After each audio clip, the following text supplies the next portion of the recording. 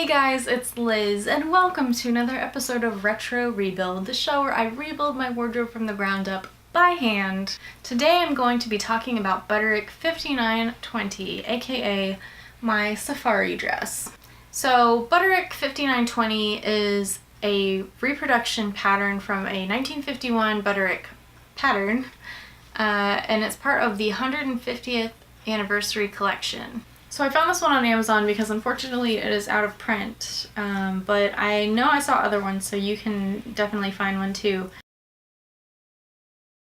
So I bought this khaki Kona cotton from fabric.com a while back, and yeah, that's what I used. And I used a Gutermann khaki thread, kind of creamy khaki thread that I got from Joann's. So these buttons are actually vintage from Etsy, so that's pretty exciting. They're my little vintage touch. And the belt is just one that I already had from my mom. Thanks, Mom!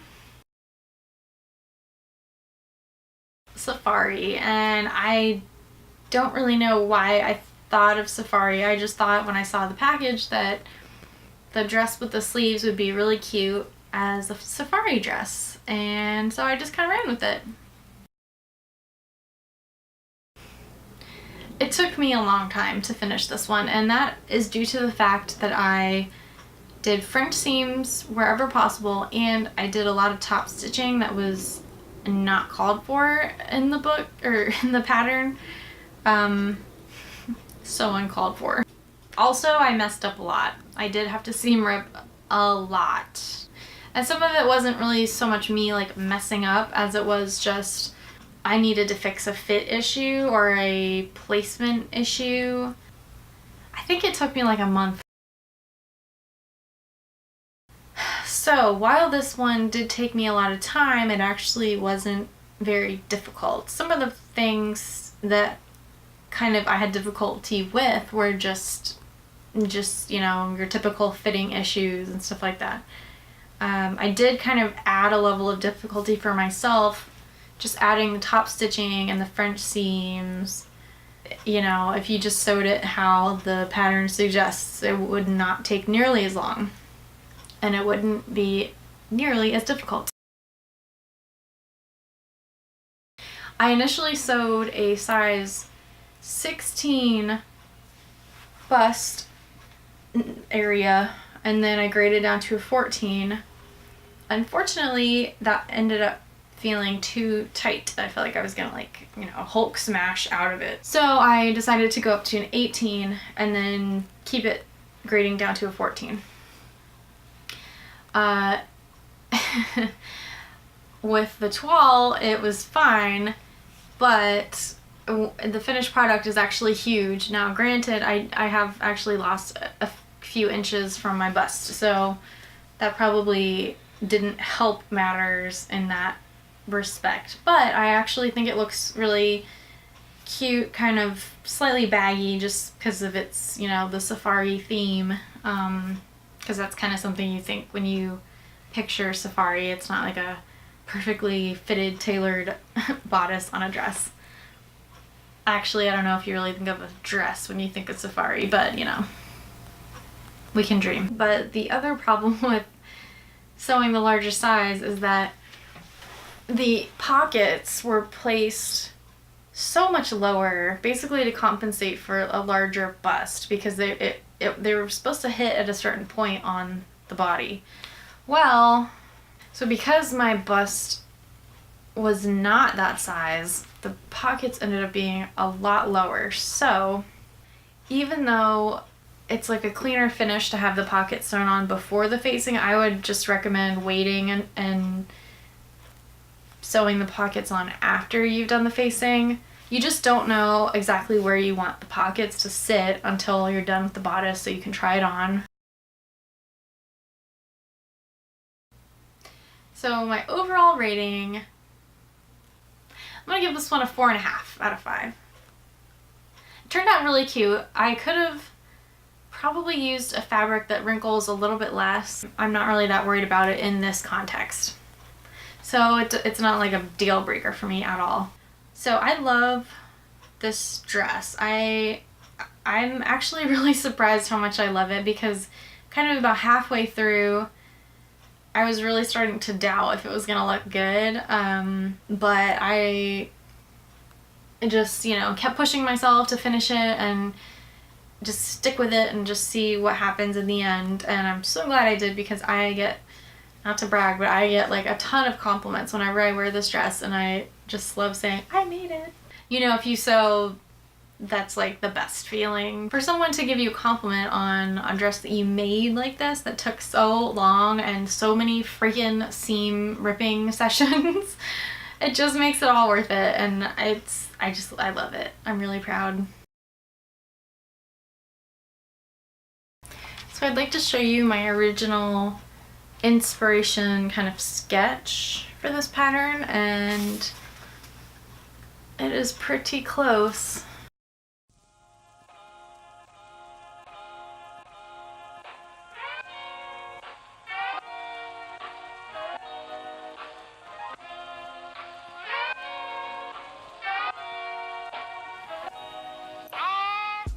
Hey everybody, so this is the part where I sew the bodice together. Started with the side seams and the darts. Well, actually the darts first and then the side seams. And I decided to do front seams for those. And then this is sewing the pin tuck to the pocket. It was not in the pattern, it was my own addition. And I think I just folded it in half and pressed it first before I sewed it. Oh, and if you can see this line of old stitching that I unpicked, that's because I forgot to sew the pin tuck the first time.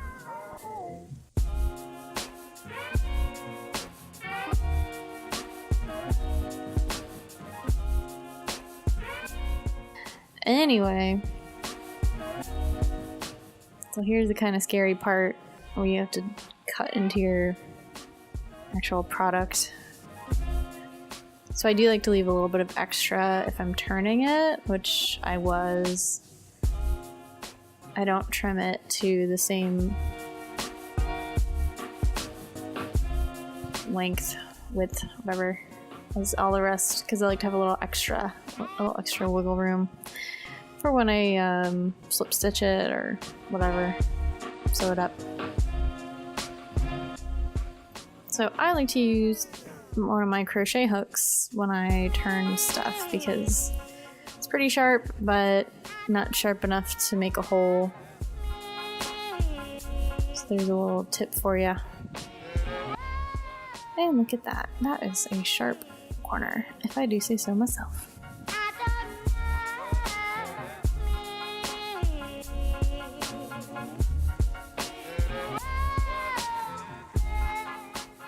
And this is sewing the back dart. And if you notice the paint on my hand, it's because I painted our living room white. And I got it stuck on my hands.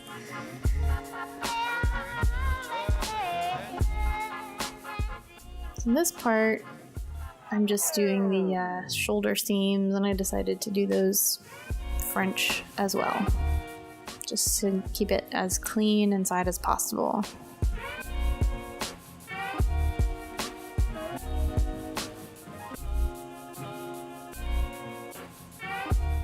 And then you'll just trim it, and then you sew the second part of the French seam. So I hope you guys are enjoying my videos. I hope they are kind of a nice calm getaway for you. Pockets are done. They look good, I think. Yeah, so it will be sewn on around, and then that way it'll have some nice top stitching. But yeah, I'm liking how it's turning out so far. It's a little, I'm hoping the fabric isn't going to be too wrinkly or too like heavy, but we'll see.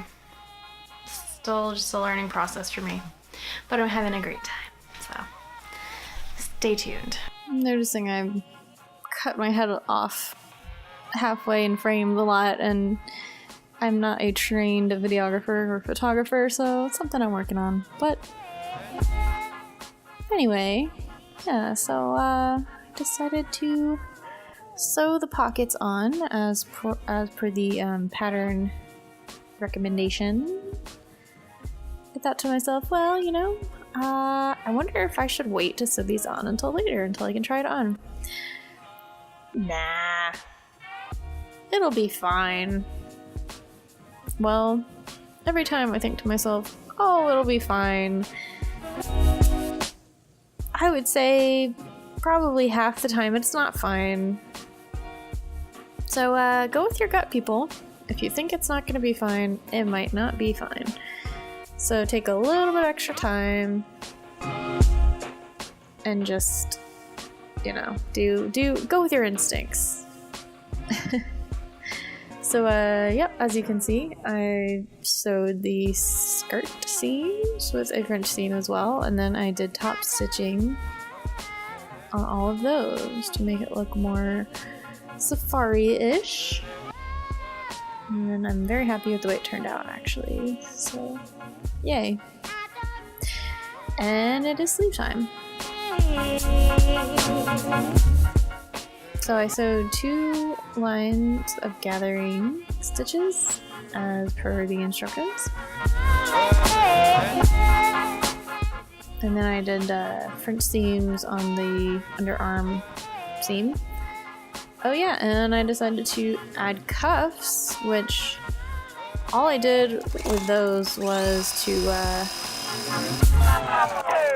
think I serged the edges and then I turned them under and then I flipped it up. And that was it. I probably should have added some interfacing just to make them a little more sturdy, but they turned out fine, so I'm not really worried about it. But here I am putting the sleeve into the bodice, and for some reason I decided to do it on the dress form. I thought it would just kind of help me visualize, and also that way I wouldn't accidentally sew the wrong sleeve to the wrong sleeve hole. I am proud to say I did not do that, so that's a win. From there I gathered, I eased it in, and then now I'm sewing the armhole to, or sorry, the sleeve to the armhole, the arm side, and I'm using my seam ripper to kind of distribute the fabric evenly, since it's really not supposed to be gathered. So I'm trying to like get all the gathers out as much as possible before I sew it.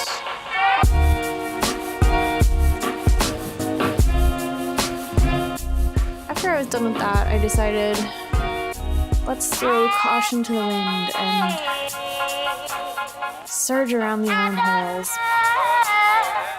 I don't know if that's something that's kind of frowned upon, or everybody does it, or I don't really know. So I just thought I would give it a nice finish, and I couldn't really French seam those, so serging it is.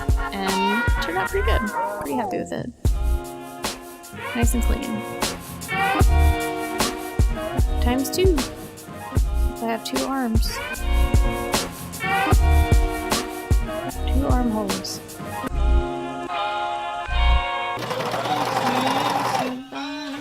If you won't buy gasoline, we used to be 2 under par, now we can't get on the green. You guys like that? And so here is me pinning the skirt onto the bodice. Who else? And I just wanted to be able to kind of, again, visualize, I guess, when I gather the skirt, really make sure it's nice and even. And I don't know, I just like it, I guess. Just like using the dress form. So then I clipped the gathers in place onto the bodice, and basted it. Thank goodness it was just a baste.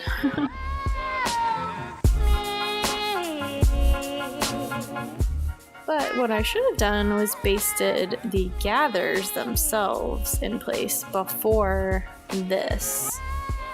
I don't know if I forgot or if I thought, oh, it'll be fine. But either way, I regretted not doing it. And you will see why in just a moment. Oh, looks so good, doesn't it? Pretty proud of those gathers, actually. So at this point, I have tried on the dress and it's got the skirt attached. And unfortunately, I need to raise the skirt up by like 1.5 inches. When I made my muslin, I did not make the skirt part of it because I was like, oh, it fits, yeah. And it seemed like it was gonna be a good waist height, but I guess I'm a little short-waisted. Right now it's kind of looking like a sack.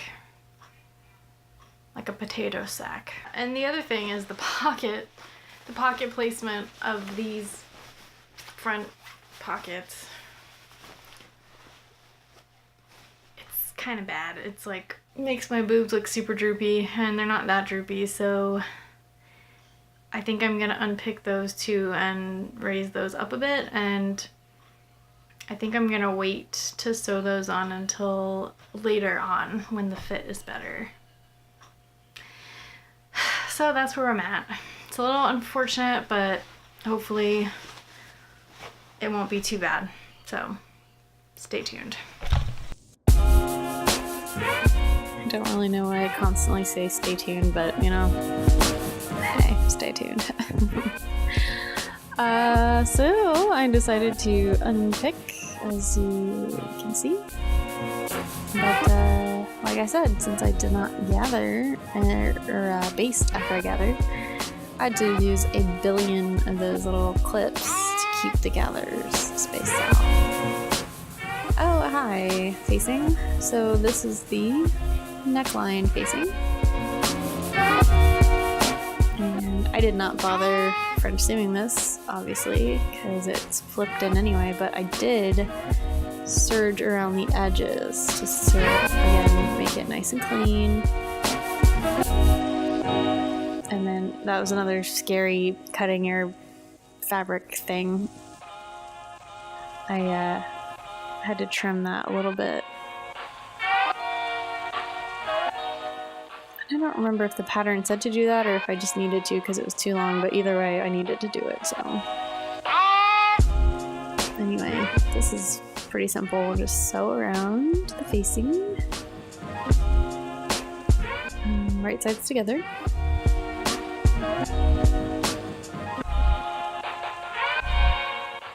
And yeah, at this point I am doing some belt loops because the belt, oh hey, like my bling bling ring pop. Sapphire's my birthstone. So at first I was trying to do belt loops with this little loop turner thing, or not loop turner, what the heck do you call it? I don't know. Anyway, didn't work. The fabric was too stiff, so I had to resort to good old-fashioned safety pin, which I am pleased to say did work after many struggling moments. So then I'm pretty sure I pressed it, and then I did 2 lines of top stitching. I've actually never made belt loops before, so I just kind of winged it? I don't know. So yeah, I kind of used a little scrap piece to determine how long I needed the belt loops to be. And then I had to finish the edges, and I just decided to do a zigzag stitch on the edge of those belt loops. And then I had to figure out where the heck to place them.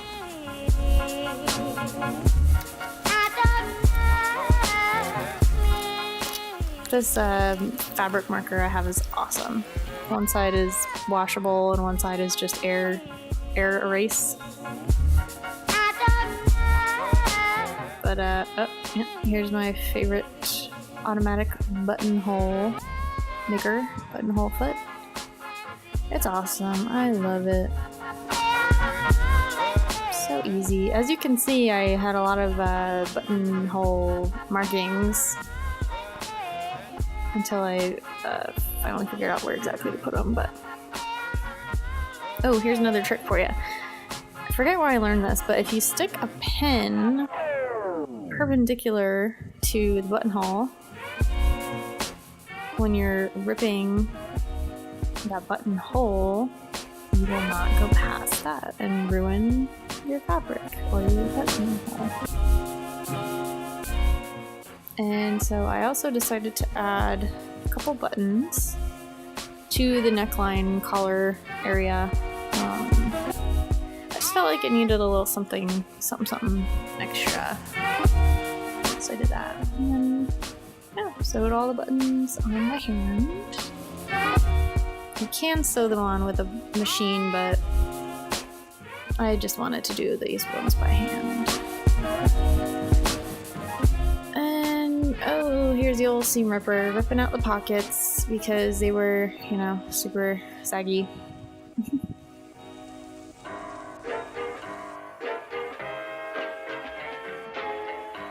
Here is round 2 of the pocket sewing. Actually, I have a little secret. I did have to sew one of them on again because it was crooked. But there you go, look at that. Alright, so I finally Googled and figured out what the heck that little thingy was at the bottom of the dress form. That's for hemming. And it's a super handy dandy little pin thingy where you put your pin in and it makes them all level, which is pretty awesome. It was very handy. Oh, Netflix. So yeah, so then I pinned, sorry, no, not pinned. I pressed along that line that I had pinned. And then I trimmed the excess, and then I basted the edge of the skirt. And now I'm like, oh yeah, I don't know how to use bias tape. So I Googled it, and yeah, things were going along great until I realized, wait a second.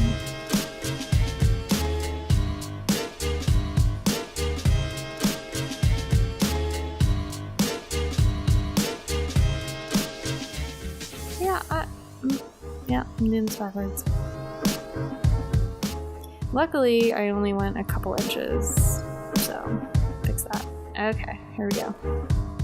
Take 2. I don't know about you guys, but I have to like constantly check up after myself and make sure I'm not screwing it up. Like, all the time. But it does pay off to do that because I have caught myself doing stuff like that quite a few times at this point. So I decided to do a nice hand hem. And I thought it was going to take forever, but it didn't. And oh yeah, here we go. Here's our Florida safari. Lots of bugs, lots of lizards. Oh, and Fringy.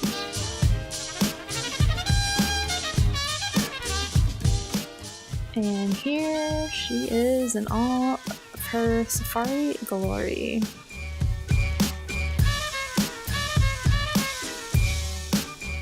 Yeah, I'm really happy with how it turned out. I think it, even though it's pretty loose in the bodice, it just looks really on point in terms of the theme. So I think it's really cute. But yeah, and I got this pith hat on Amazon. Just cannot resist. So I can link it below if you're interested. It's actually really comfortable. Super comfortable dress, and it's just It's really cute.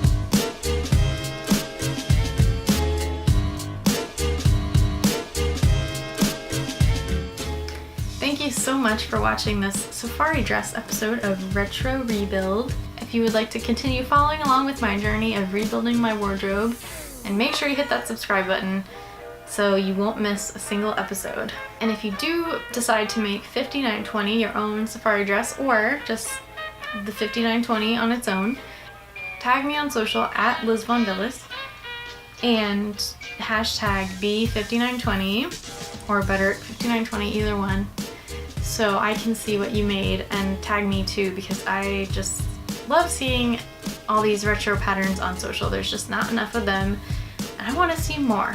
So make sure you tag your projects too.